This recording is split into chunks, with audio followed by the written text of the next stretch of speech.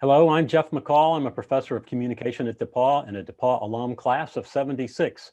I've also been doing the public address at Blackstock Stadium for DePauw football for 20 plus years. Anyway, it's great today to talk to head football coach Brett Dietz. And coach, it's nice to talk to you. And I'm sure that earlier this summer, you would have probably been figuring this week you would have been up to your ears in preparation for the Monon Bell game, which would have been this coming Saturday. So it's been a lot different kind of an experience this fall than what you would expected. But just give us an update on what's been happening with the team. I know you've been out practicing. Tell us a little bit about how that's all worked out. Thanks, Jeff. Good to be on with you. You bring a wealth of experience of DePauw football and DePauw athletics. So thanks for having me on. But yeah, it's certainly been a pretty unique start to my head coaching career. You know, and talking with the team, you know, we were getting ready to have spring ball before the pandemic hit. So obviously going totally virtual, and we were down a couple coaches. So obviously we've been heavy on the Zoom calls. You know, the players have grown to really hate kind of the Zoom calls.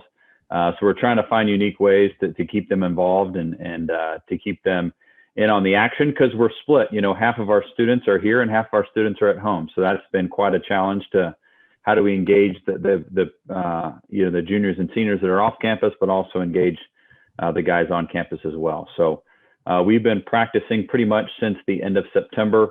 Going about 4 days a week was about the most they wanted us to go. So we've been trying to do all that we can do with the guys that are in front of us. So a big thing I'm preaching to the team is control what you can control. And that goes for coaches as well. So we can't control who's on campus, who can commute, who can't, who gets put in quarantine, who gets put in isolation, but we're trying to bring it every day for the guys that are in front of us. So, you know, we're going to get probably about 30, you know, in the low 30s as far as practices this fall. So really trying to teach a lot of our system, a lot of our philosophy, teach them what it's like to be a DePauw Tiger to that freshman and sophomore class, because even the sophomore class, you know, they got their freshman fall and they had a shorter camp because of the timing. But really, they didn't get a spring ball either. So, you know, these are both classes that are here. We call them our puppies, because they're, you know, they haven't been invested in DePauw for that long. So we're trying to get them more involved. We've been really trying to teach them the fight song, you know, and really kind of get them into that and feel that school passion, that school pride, just because not everybody is here and campus is a little bit different. With wearing masks and can't be in big groups. So we're trying to instill that school spirit and get them to be DePauw Tigers as soon as we possibly can. I think, you know, our coaches are working really hard. We got a full staff now, just doing whatever we can do. And we're always trying to push the envelope, what we can do, how many people we can have in a group, really trying to switch the groups up, because we can't play full football yet. We can't have the whole team out there practicing together. We have to be in groups of 10, and now we're in groups of 25. So it's not like we can have all 70 guys that are here practicing at one time. So definitely challenging, but it's also been good, and trying to think of ways outside the box to get things accomplished. So you can do conditioning and you can do individual drills. Can you hit in practice yet? Yeah, we can do a little bit of that. You know, any shared sport tools, we're disinfecting. We're disinfecting all their helmets and shoulder pads after every single practice, hand sanitizer before and after every practice. They're all wearing a mask during practice too. I mean, it sounds weird. It sounds difficult. Like you look at the Division I, the NFL, they're not wearing anything at practice, but our guys have a mask on during practice.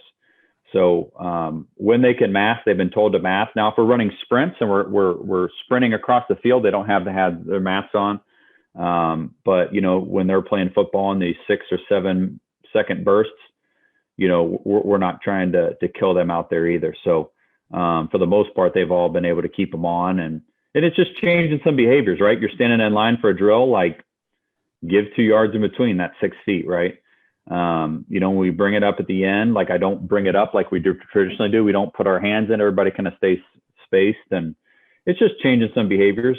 You know, it's just stuff as simple as no spitting on the football field, right? Because you're transmitting those droplets. But right.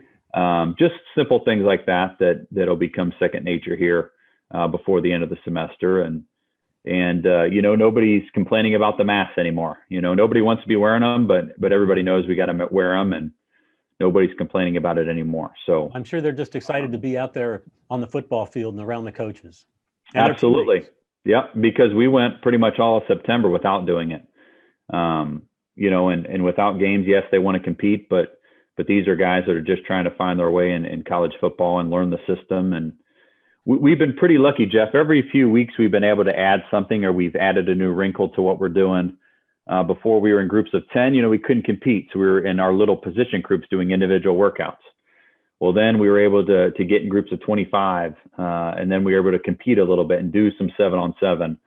And now we've kind of rearranged and got a little bit more creative with our groups of 25 and be able to do some different things. So each couple of weeks we've been able to progress a little bit, which has really helped. We really try to keep it new and fresh and not make it stale. Without any games, we're constantly trying to find ways to make it fun and to keep progressing their football knowledge, their knowledge of our offense, and it's all about competing. I'm really trying to focus on hiring a competitive staff and really trying to compete in everything we do. So compete will help satisfy that competitive itch a little bit.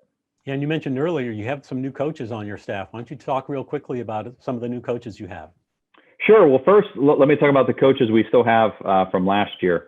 Myself, I replaced Coach Lynch. Obviously, Coach Lynch retired at the end of last season. I replaced him at the beginning of January. Coach Cernka is still on staff. He's been on staff now. This would have been his 10th season at DePauw. He's coaching our defensive backs. He's also my associate head coach, and he's going to do our director of football operations, so handles all the travel, and he also does our strength conditioning, which is obviously really, really important. The other guy on staff that's from last year is Austin Taylor. Austin is our defensive line coach. He just completed his first year at DePauw, and this would have been his second season. He's really a player's coach. Develops a great relationship with our players, spends a lot of time with them off the field as well, getting to know them as people, not just as football players. And then obviously Coach Reha. Coach Reha is still with us. He's our historian, the legend. He will never leave us. So he's with us every single day. I didn't want to force him to come, obviously, with the pandemic and his situation. So I've really made it, hey, if you want to come and you want to be there, and he's there, he's at practice every day. He didn't come into the office every day like he normally does, but he's at practice and he's distanced and he's really taking care of himself. But he loves being out there, loves working with the guys, and I can't imagine having practice without him there. So I'm glad he's with us. And then we got three new guys on staff. So the first one we hired was Adam Morris. Adam Morris is a very impressive young man. He comes from the high school ranks. He was the head coach at Hamilton Southeastern High School, which is the biggest classification 6A here in Indianapolis. And we got to know him a little bit over the years because he was running the 3-4 defense that we run. So he would come over a couple times a year and meet with Coach Hood and talk about our defense. So we all got to meet him and get to know him a little bit. He's just a really impressive guy, even without any college experience or recruiting experience. He's just the guy that once you meet him and interview him and you want him on your team. Very organized, obviously has a head coaching background, which is great. And he's jumped right into recruiting, and I've made him a recruiting coordinator since he's been hired, and does a great job. Is very passionate about DePauw already, and I love him. He's going to coach our offensive line, and he's kind of our run game coordinator, so he's coordinating all of our run game calls and things like that. So I'm still going to call plays on game day, but hiring not just an offensive coordinator, but he's going to do our run game coordinator, and then Engel's going to basically Coach Engel is our next newest hire. He's going to kind of take over my old job day to day. So coaching quarterbacks, receivers, and then coordinating the pass game. And, Coach Engel's an alum. He graduated in 2011. His last season here as quarterback in 2010, he set school records for pass yards in a season. So he's still got some single season passing records. We were conference champions, the SCAC conference champions that year, went to the NCAA playoffs. That was 2010. Then he stayed on for a year in 2011 and helped us coach just kind of as one of those entry-level coaches, young guys. He really helped us that 2011 year. And since he's left, he's been at high academic places. He's been at Bryant University up in the Northeast. and he just came from Florida Tech, which is a pretty high academic engineering school down in Florida, Florida Institute of Technology. And, very smart guy, very cerebral, from Terre Haute, Indiana. Knows this place, knows the area. Dad was a high school coach, so he's got coaching in his blood. And he's very smart, and that's what I love about him. And he's going to do great for us as well. Very good. Also awesome to have alums back with you on staff, because they just bring a lot of passion. And we always joke with him now, when he gives an on-campus tour, he needs a lot more time than everybody else, because he gives the alumni tour. So he'll start telling stories about what he used to do and tell stories about old professors as he takes the tour. So if you want somebody to get a good solid tour, you want to stick them with Coach Engel walking around campus. But he's doing a great job already teaching the receivers and quarterback stuff that, I hadn't talked to those guys about. So just it's always good to get another quarterback on staff, because I'll talk to the quarterbacks about certain things, and Coach Engel will talk with them on certain things. So it's good to kind of get different perspectives, and we have different coaching styles. So good to kind of hit each guy with different coaching styles always is helpful. And then we just hired our defensive coordinator, Rory Mannering. He's coming to us from Denison University. His sister was a graduate here of DePauw not too long ago, was in your department in communications, was a media fellow. Yep. And then his older brother, Clay Mannering, was just our offensive line coach, and has also coached our defensive line and our tight end. So Coach Mannering spent 7-8 years here. He's now a head coach in high school at their alma mater at Lewis Cass. So as one Coach Mannering left, we brought another Coach Mannering in, but just another bright young football mind, younger guy with a lot of passion, a lot of energy. Obviously coming from Denison, he knows the conference really, really well. Was the coordinator for them last year, and they were co-champs in the NCAC last year. So, and beyond that, he's a fantastic recruiter, and we all know that's where that's how you get the players is in the recruiting thing. So I'm super excited about our staff. I'm really excited to move forward with these guys and get into a season and watch how they work day to day. And they're already becoming fast friends and buddies and really connecting with each other on staff. So it's been pretty good. So really happy with the staff. Yeah, and you have a staff with a lot of recruiting connections here, particularly in Indiana with Ingalls over in Terre Haute and Yep. Hamilton Southeastern. So you've got a lot of connections to make in the recruiting. And I presume recruiting is going full bore this fall, even with no games. And of course, Indiana high schools have played football. Have you had a chance to get out on the recruiting trail to watch games? Yeah, I've been able to actually go beyond that and actually go to some practices for the first time. So, in between our practice schedule, we're able to get out. In practice, you just get to see a little bit more. But we've definitely, our staff's been out to games.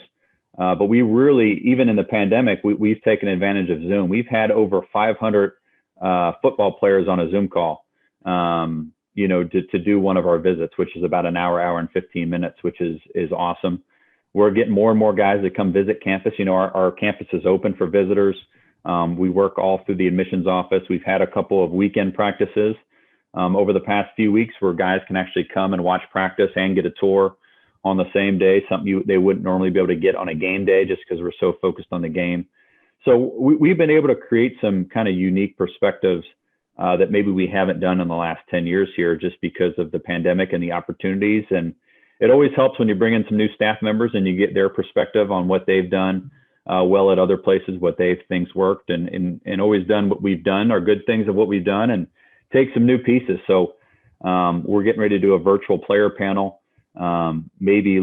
Hopefully maybe in December, doing a virtual alumni panel where we get some alumni on and meet with some recruits in some small groups and do some of those things. So we got a lot of ideas out there floating around to help bring the best and brightest student athletes to DePauw football.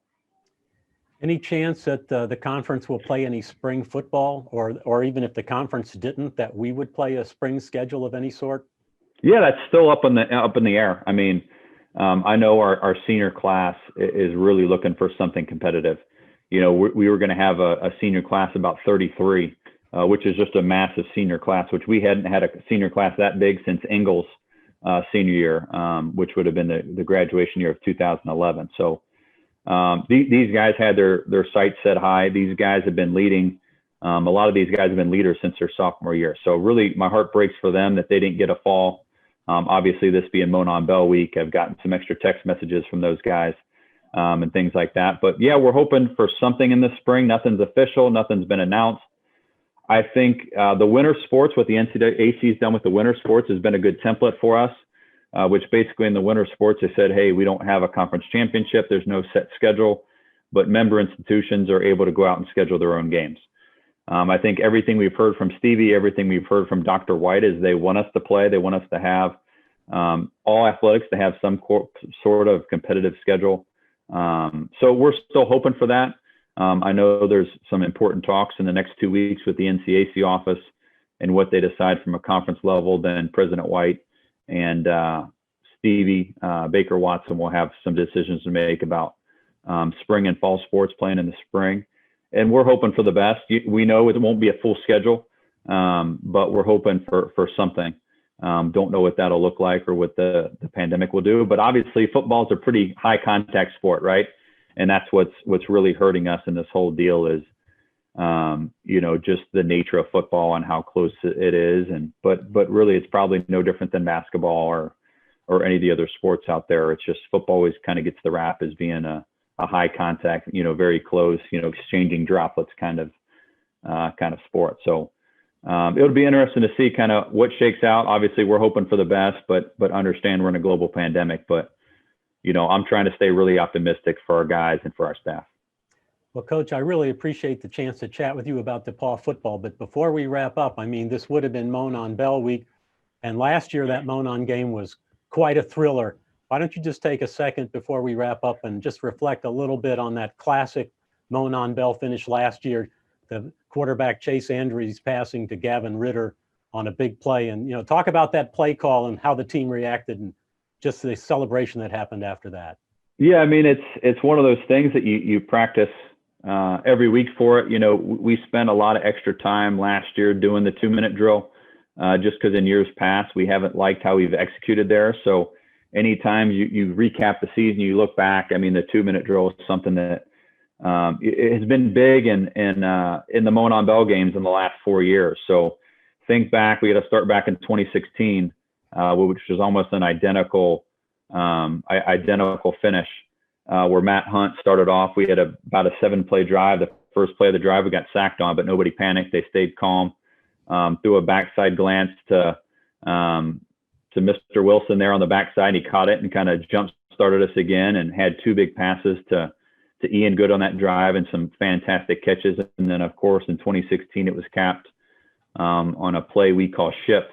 So it's a smash with a whip on the outside. And, Andy Hunt was covered outside, inside, but one with speed. And Matt Hunt threw it to his brother in the corner of the end zone in 2016. So definitely drawing on those memories. And then you got to go to the next year in 2017 where Jake Lasky was the quarterback of the Tigers throughout the season. He was our 4th-string quarterback that year and broke his ankle in that final drive. And we had to bring in Nolan Ayers. And again, it was another 2-minute drive. We were only down a point at the time, and we had a huge play that got us down to the 11-yard line, under a minute to go. And on the next play, we fumbled on the 1 and kind of lost it there. So we really felt like we lost it. So heading back to 2019, we didn't find ourselves in an unfamiliar position. That's a position I've been in plenty of times before, calling plays in the final drive to go win the Bell game. And sometimes it works out and sometimes it doesn't. And, we were just calling our plays, moving our way down the field and, only needed a field goal. When we got that big play, I remember Chase letting it go and seeing that Ritter had beat him because I was making sure we had protection because they blitzed off the front side, making sure we had protection, and Stiver stepped over and made a really nice block on the field side blitzer, which the backside safety rolled to the high middle, which left one-on-one coverage on the backside, and Gavin got a great release on the outside. Chase saw the safety fly over, went back, let it go, and I saw that he was open, but I love Gavin Ritter, but he's not a burner. So when I saw he caught it, I knew he had a 1st down. And then as he kept running down the sideline, I'm like, we're in field goal range. And then he kept his lead, and I saw the safety wasn't going to get there. So we were going nuts in the press box, and just something that you dream of, right? Throwing the winning pass or making the winning catch in the Monon Bell. You know, once you get to DePauw, you think about and you commit to come to DePauw, and you think about going to bed at night, dreaming of making those plays. I'm glad our guys were able to do it in 2019, and just those guys work so hard, and that's what makes the Monon Bell special. Is it's the final game, right? So it's not the first game. It's not a game in the middle of the year. It is, you know, it's our bowl game. So we're hoping here in the near future it'll be for a conference championship, and we'll be winning conference championships and going on to the playoffs. So it won't be our final game of the season, but that's what makes that game so cool. It doesn't matter what your record is heading into that game. It's something you work for all year. You know, you do special breakdowns and different workouts throughout the year for Wabash, and so many guys know so many people on their squad as well, and that's what makes that game special. I think the schools are very similar, but yet we're very different, and that's what separates, you know, DePauw from Wabash. So when you can make those plays and you work so hard and you coach and you put together a plan not only for that week but for the season and spring ball, and trying to put your guys in positions to be successful in all the off-season workouts, it all kind of culminates in the final game, and sometimes in a final drive, and sometimes in a final play. And when it comes all together and it works out in your favor, it's really satisfying. And everybody listen to this that's played in that game knows that feeling I'm talking about. When you win it, and you know all your hard work has come down to the final plays and the final minutes, and your guys make that play, or you yourself make the play, or the defense. You know, we've had a couple sack fumbles at the end of the game, and the defense still had to stop them at the end of 2019. It didn't end on that last pass. So that's what all the hard work and all the sacrifices that come with coming to DePauw and being part of our football program, and all the workouts. It all, when it comes to a head, it really feels good. And when you have that bell down there in the Lilly Center, you can't help but walk by it without giving it a little smile and giving it a little ring. And it's a good reminder of why we play this game, and why you come to DePauw, and why the Monon Bell game means so much to all the players and all the coaches and all the alumni that have come. And we know something that this week's going to come and go, and the Bell's still going to be in Greencastle. So that's the one good thing that even our one, I guess, caveat to not playing the game this week, because we'd love to beat them again, but to know that the Bell will still be here. So whenever we do play them, whether it's the spring or next fall, whenever it is, I can assure you we're going to have our guys ready to go to give them our best shot and defend the Bell. Well, that was a great memory last year, and I have a feeling that Bell's going to stay in Greencastle for a long time to come. So thanks a lot, Coach. Looking forward to all the memories you're going to create as head coach of DePauw Football Tigers, and we look forward to the next time you're able to get on the field, and best wishes, and thanks for joining us. Thanks, Jeff. We'll see you guys.